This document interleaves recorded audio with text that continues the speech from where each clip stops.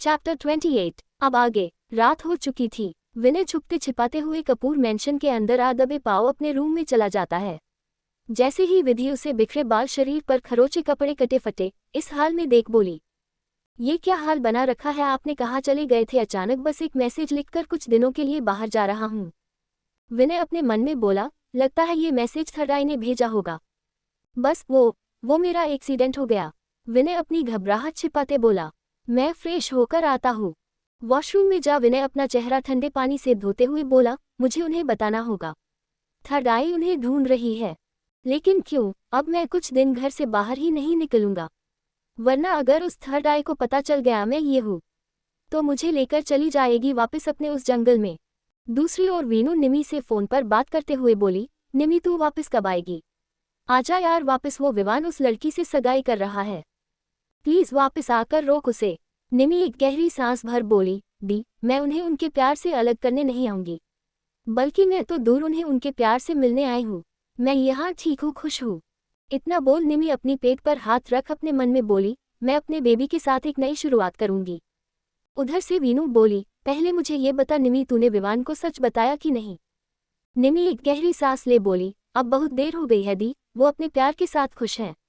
मैं उनकी खुशी में कांटा नहीं बनना चाहती हूँ। वीनू एक बार फिर निमी को समझाते हुए बोली, लेकिन कम से कम तुझे उस रात के बारे में तो उसे बताना चाहिए। निमी के चेहरे पर उदासी आ जाती है, लेकिन वो उसे छिपा एक गहरी सांस ले वीनू से बोली, दी मुझे इस बारे में कोई बात नहीं करनी है। निमी थोड़ा पॉज ले आगे बोली, दी आप प्रॉमिस करो, आप उस शादी को नहीं रोकेगी, ना ही आप कपूर की लाइफ में कोई प्रॉब्लम क्रिएट करेगी, समझ रही है ना? आप ऐसा वैसा कुछ नहीं करेगी, आपको मेरी कसम। वीनू एक गहरी सांस ले चिढ़ते हुए हल्के गुस्से में बोली, अच्छा ठीक है। कुछ देर दोनों ही बहनें बात कर फोन कट कर देती है।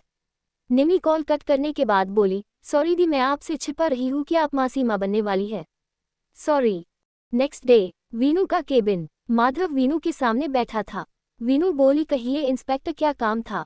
माधव बोला, मिस ओबरॉय वो गुंडा राका अब वो जगह खाली करके जा चुका है, आप अपना प्रोजेक्ट स्टार्ट कर सकते हैं। वीनू बोली, थैंक यू इंस्पेक्टर हमारी मदद करने के लिए, आपको कभी मेरी जरूरत पड़े तो याद कीजिएगा। इतना बोल साइड डोर से अपना विजिटिंग कार्ड निकाल कर माधव के सामने तलक देती है। माधव थोड़ी हैरानी से बोला, आपको कुछ गड़बड़ नहीं लग रही कि वो राका आपके इतनी बार कहने पर उस जगह से नहीं हटा, मेरे एक बार कहने से रातों रात गायब हो गया? वीनू बोली, कानून के लंबे हाथों से डर गया लगता है, वैसे जो भी हो मेरा काम करने के लिए थैंक्स। माधव वो वेस्टिंग कार्ड उठा जाने लगता है। वीनू उसे रोकते हुए बोली, इंस्पेक्टर मैं चाहती हूँ जब वहाँ अगले हफ्ते पूजा हो तो आप जरूर आइएगा, अपनी फैमिली के साथ उस पूजा में। आखिर ये प्रोजेक्ट आपकी हेल्प से ही शुरू हो पाएगा। माधव अपनी गर्दन हिलाकर बाहर चला जाता है। माधव को तो ये बात खटक रही थी कि बस उसके एक बार कहने पर वो राका मान कैसे गया, वो अचानक गायब कहाँ हो गया? कहीं मेरा शक सही तो नहीं, ये दोनों बहनें थर्ड आई को जानती तो नहीं, या ये ही थर्ड आई है? शाम को वीनू अपना काम कंप्लीट कर कंपनी से बाहर आती है। उसके पीछे वासु भी था।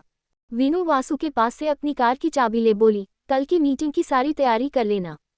इतना बोल कार में बैठ चली जाती है। कोई था जो वीनू पर नजर रखे था, वो अपनी कार वीनू की कार के पीछे लगा देता है। वासु भी अपनी कार ले अपने फ्लैट पर पहुंच चुका था, लेकिन जैसे ही वो फ्लैट का दरवाजा खोल अंदर आता है, सामने देख दंग रह जाता है। दूसरी ओर मिश्री माधव के स्टडी रूम में थर्ड आई केस की फाइल चोरी चुपके से पढ़ रही थी। वो जानना चाहती थी कि माधव के पास कितनी और डिटेल्स है। उधर माधव भी घर आ चुका था। वो सबसे पहले आरव के कमरे में जाता है, जहां आरव अकेला ही बैठा बुक पढ़ रहा था। माधव फिर अपने कमरे की ओर जाता है। वहां भी मिश्री को ना पाकर वो स्टडी रूम की ओर जाता है, जहां मिश्री सामने चेयर पर हाथ में बुक पकड़े बैठी बैठी ही सो गई थी। माधव ये देख आगे बढ़ मिश्री के हाथ से धीरे से वो बुक के वही टेबल पर रख मिश्री को अपनी गोद में उठा बेडरूम में बेड पर लेटा का सुला देता है। माधव उसके पास बैठ मिश्री को प्यार से निहार उसके फॉरहेड को चूमकर वॉशरूम में चेंज करने चला जाता है।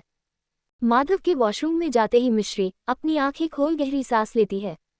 इसकी आंखों में पानी था, जिसे वो बाहर आने से रोक थी। वो खुद से बोली, इतना प्यार मत कीजिए मुझसे माधव, आप मेरा सच जान मुझे माफ भी नहीं कर पाएंगे। मिश्री आंखें बंद कर अपनी सोच में गुम हो जाती है। दूसरी ओर वीनू अपनी कार कपूर मैंशन के बाहर रोक अंदर चली जाती है। बाहर वो पीछा कर रही कार में बैठा लड़का बोला, ओह तो यहाँ रहती हो तुम बेबी डॉल, बहुत जल्द मुलाकात होगी। तुमसे भी और तुम्हारे हस्बैंड से भी। इतना बोल अपनी कार बैक में ले वहां से चला जाता है। उधर वासु का फ्लैट। वासु अंदर आ सामने बैठे अपने माँ पापा के आगे बढ़ पैर छूकर थोड़ा पीछे हो खड़ा हो जाता है। वासु की माँ मीरा आगे बढ़ वासु को गले लगा उसके माथे को चूम कर बोली, हाय मेरा बेटा कितना पतला हो गया है। वासु धीरे से बोला, माँ मैं ठीक हूँ, आप दोनों यहाँ क्यों आए, मुझे बुला लिया होता। वासु धीरे ही बॉय था लेकिन फिर भी उधम सिंह ने सुन लिया था। वो अपनी सख्त आवाज में बोले, अब हमें अपने बेटे से मिलने के लिए भी तुमसे इजाजत लेनी होगी।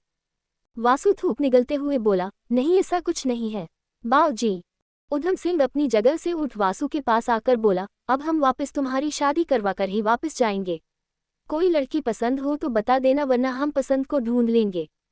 वासु अपनी नजरें झुकाकर बोला, लेकिन मैं अभी शादी नहीं करना चाहता बाऊजी। उधम सिंह की गरजती आवाज वासु के कानों में पड़ती है, हम तुमसे पूछने नहीं आए तुम्हें शादी करनी है या नहीं, तुम्हें बता रहे हैं तुम्हारी शादी कराने आए हैं।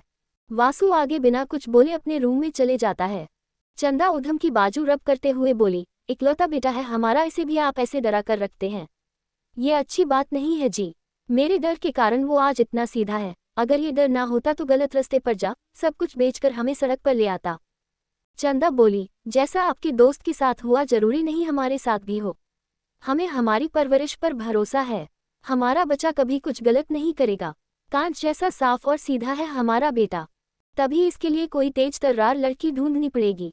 उधम सिंह बोले। दूसरी ओर एक लड़की आइसक्रीम वाले सुबह कर रही थी, वाह भैया वाह क्या बात है, गाड़ी देखी नहीं कि रेट बढ़ा दिए, 20 रुपए की आइसक्रीम है, मेरी गाड़ी देख 100 रुपए मांग रहे हो, MRP भी नहीं है इतना, तो लेने हैं तो 20 रुपए को वरना हम नहीं देंगे, समझे। तभी पीछे से आदि आकर उस आइसक्रीम के ठेले वाले को 100 रुपए देकर बोला, वेदा चल ये से हर किसी के साथ बहस शुरू कर देती, खा कि ना आइसक्रीम चल अब।